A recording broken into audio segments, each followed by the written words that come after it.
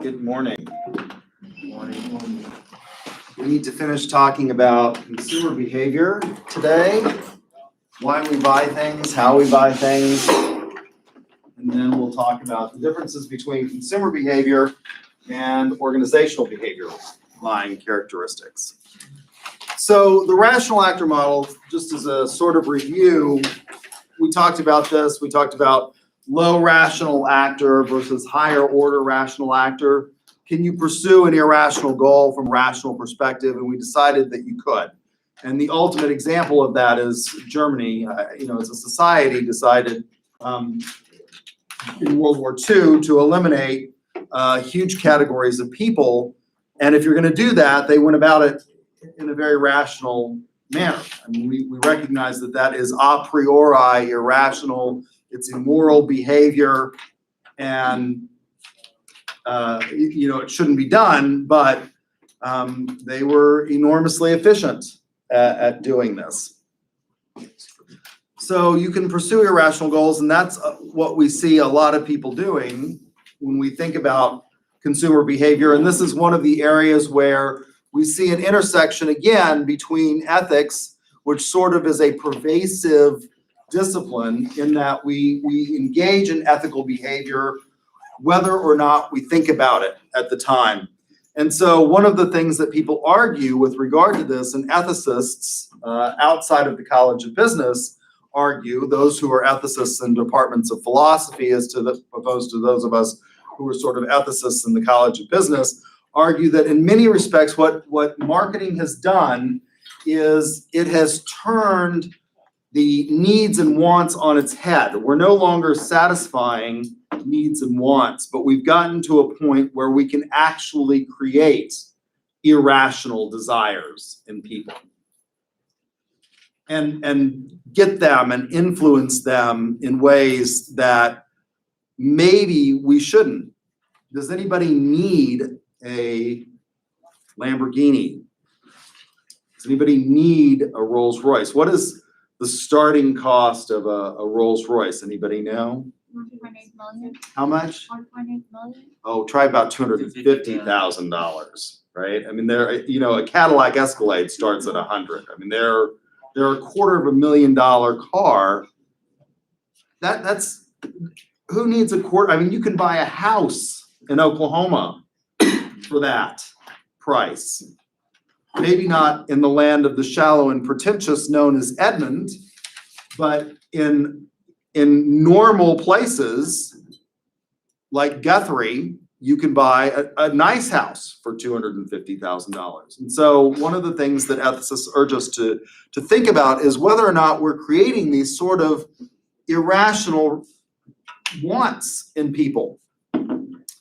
So we start with this problem recognition. And what is it that leads, obviously there are some basic human needs. If I'm hungry, that's problem recognition. I do this internal search. People try to be consistent generally in their behavior and responses. They try to maintain some level of internal consistency in their responses. This involves your actual self versus your ideal self. What is it that you want to achieve versus where are you? Thinking about what are your goals and where do you want to go? And then a combination of the two influences the products, services, and brands that we purchase. Some people are very brand conscious. I think one of the nice things that's happened actually with your generation is that people are less brand conscious than they used to be. I think your generation cares less about name brands than my generation did. My brother is right on the verge of either being millennial, and some of you are not millennials, some of you are Generation Z, so you're not even Generation Y. We're now got 5 generations in the workforce, and some of you are young enough that you're on the verge of being between the two, sort of like my brother was. My brother was born in late 1979, and so depending on which sort of demographer you look at, he's either a very early millennial or a very late Gen Xer. And he has sort of characteristics of both. But he lost his wallet at school, and he had this name brand wallet that he'd gotten at the time. It was not Macy's. There was a department store called Foley's, which was largely in the Southwest. They were started out of, I think, Dallas, Texas, and he had an Yves Saint Laurent wallet, YS&L. That was a kind of a popular brand. And so I went out to Walmart when he lost his wallet and got him another wallet. And he had this meltdown about, I can't use this. My friends will say, Ral, there's a blue light special on aisle 8. Walmart and Kmart, they used to do these sort of, shopping specials in store. And he was just absolutely horrified that I would purchase anything that it's not even clothing.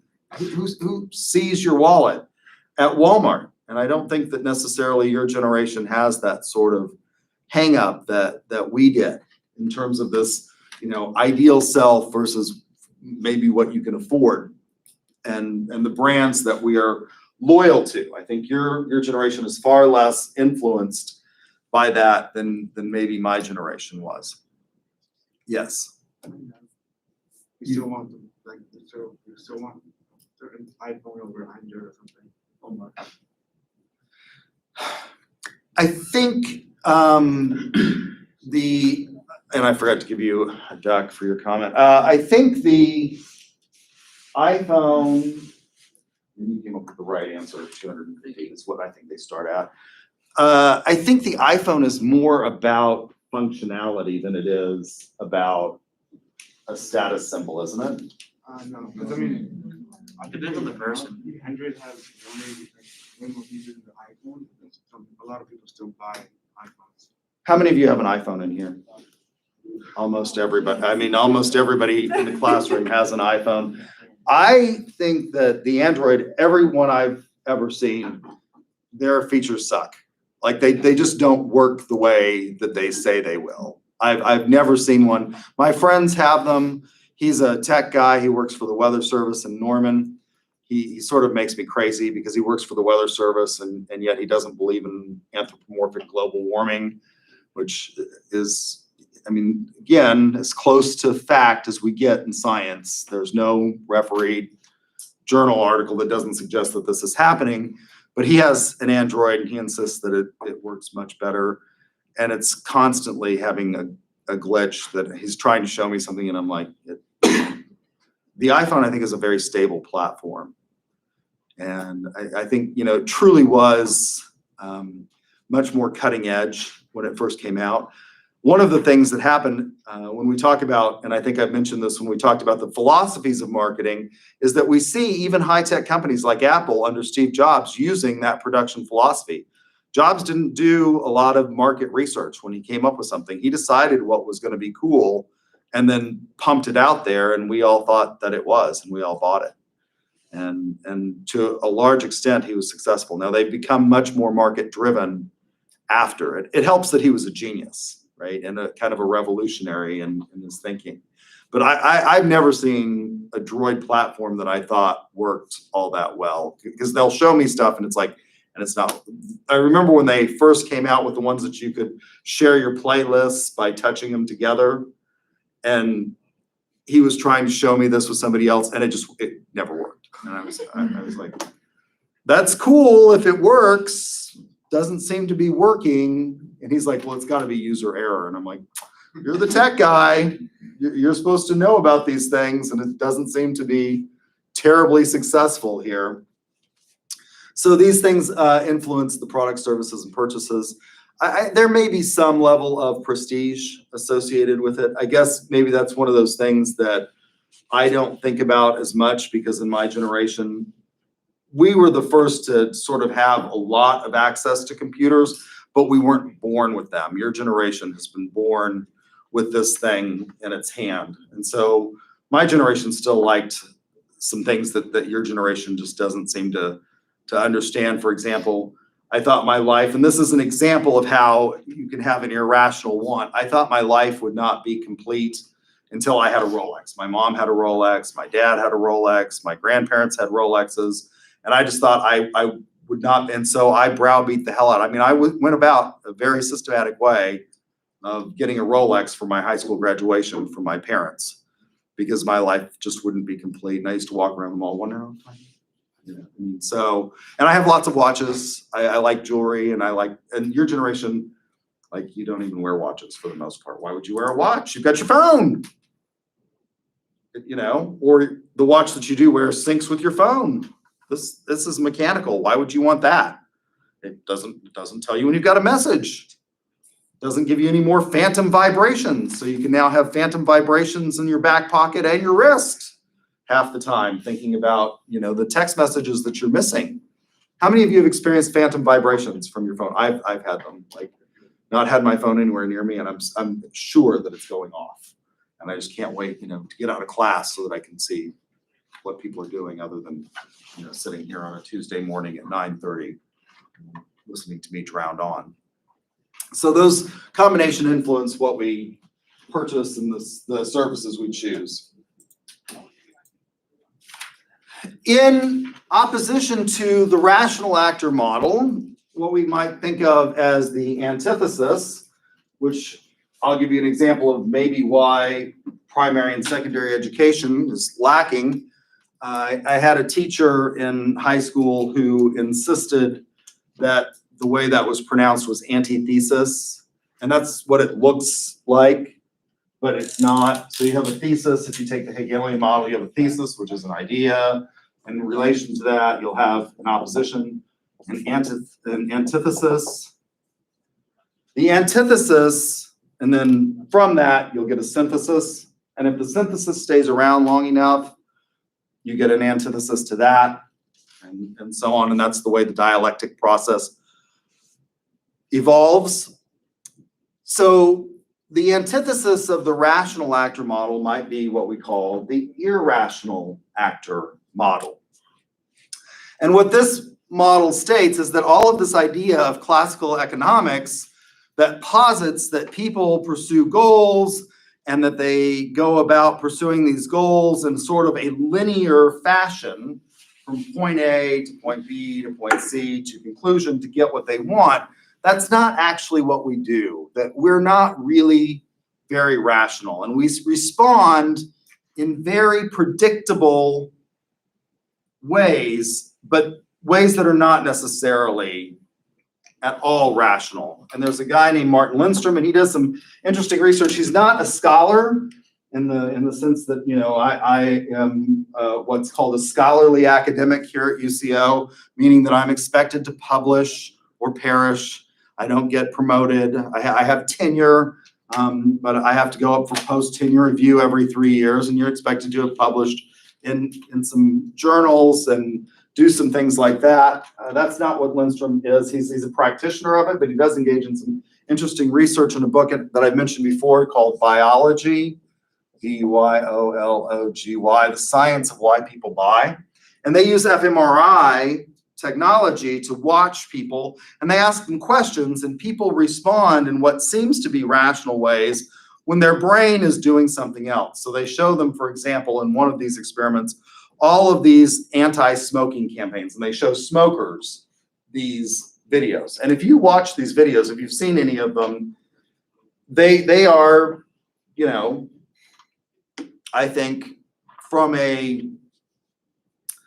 what we think of as being well-executed campaigns, they are well-executed campaigns. They are like mini stories. They tell a story, and it starts out with, cigarette companies tell you that smoking is cool, that the pretty people do it. Would you do it if you knew you'd end up? And they show you a guy in a wheelchair who's had his legs amputated, and he's bald, and he's sort of gray, and he's on oxygen and struggling to breathe. And when they show these to smokers say, that makes me want to stop smoking.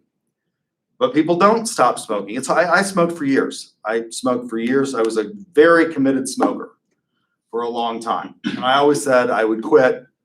I've been, until I broke my hip a couple years ago, I've been a runner all my life. Not that I liked running, but I liked drinking beer, and running allowed me to drink more beer.